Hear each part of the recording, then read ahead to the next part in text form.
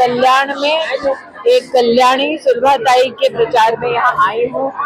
हम सब बहनें इस बात का गौरव करती हैं कि नरेंद्र मोदी के नेतृत्व में भारत में इतिहास तब रचा गया जब महिलाओं को 33% का आरक्षण देश की संसद ने आशीर्वाद स्वरूप नरेंद्र मोदी जी की वजह से दिया।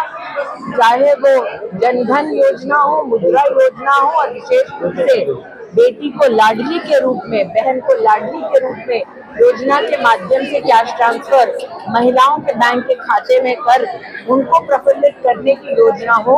भाजपा नेत एनडीए की सरकार ने महाराष्ट्र में देश में महिला का सम्मान बढ़ाया और मेरे लिए विशेष है कि एक महिला प्रतिनिधि के लिए उम्मीदवार के लिए आज मैं यहाँ आई। मैडम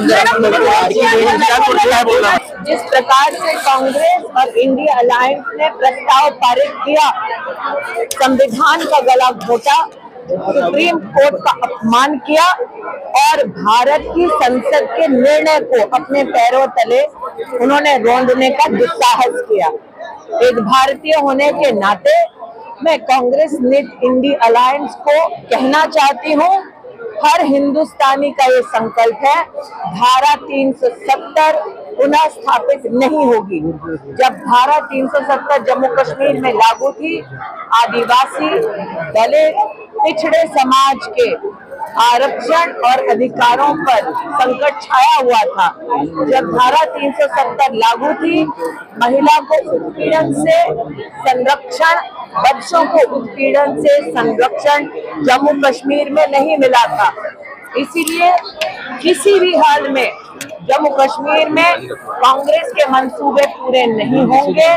वो पुनः आर्टिकल 370 वहां पर रिइंस्टेट नहीं कर पाएंगे। कल्याण में एक कल्याणी सुलभाताई के प्रचार में यहाँ आई हूँ। हम सब बहनें इस बात का गौरव करती हैं कि नरेंद्र मोदी के नेतृत्व में भारत में इतिहास तब रचा गया जब महिलाओं को 33% का आरक्षण देश की संसद ने आशीर्वाद स्वरूप नरेंद्र मोदी जी की वजह से दिया।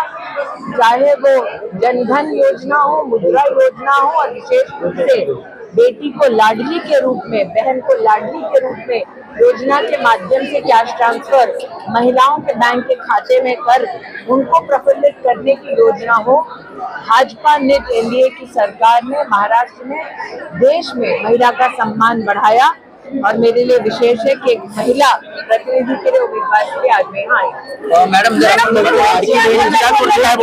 जिस प्रकार से कांग्रेस और इंडिया अलायंस ने प्रस्ताव पारित किया, संविधान का गला घोटा, सुप्रीम कोर्ट का अपमान किया और भारत की संसद के निर्णय को अपने पैरों तले उन्होंने रौंदने का दुस्साहस किया। एक भारतीय होने के नाते मैं कांग्रेस नेत इंडिया अलायंस को कहना चाहती हूँ, हर हिंदुस्तानी का ये संकल्प है, धारा 370 पुनः स्थापित नहीं होगी। जब धारा 370 जम्मू कश्मीर में लागू थी, आदिवासी, दलित, पिछड़े समाज के आरक्षण और अधिकारों पर संकट छाया हुआ था।